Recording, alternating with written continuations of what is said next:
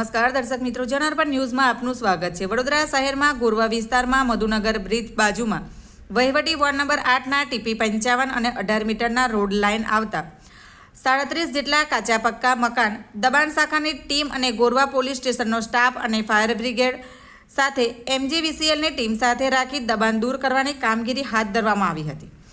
વડોદરા શહેરમાં ગોરવા વિસ્તારમાં મધુનગર બ્રિજની બાજુમાં 18 મીટરના રોડ લાઇન આવતા 37 જેટલા કાચા પાકા મકાનો દબાણ દૂર કરવાની કામગીરી હાથ ધરી હતી, જેમાં ગોરવા પોલીસ સ્ટેશનનો સ્ટાફ અને ફાયર બ્રિગેડ MGVCLની ટીમ સાથે રાખી દબાણ દૂર કરવાની કામગીરી હાથ ધરી હતી।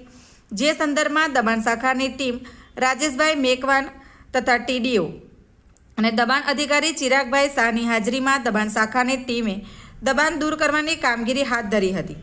જે સંદર્ભમાં દબાણ અધિકારી ચિરાગ શાહ મીડિયા સમક્ષ માહિતી આપી હતી। Bureau report, જનાર્પણ news. આવા જ નવા સમાચાર જોવા માટે જોડાઈને રહો જનાર્પણ ન્યૂઝ સાથે। અમારી ચેનલને લાઇક કરો, શેર કરો, સબસ્ક્રાઇબ કરો। ધન્યવાદ।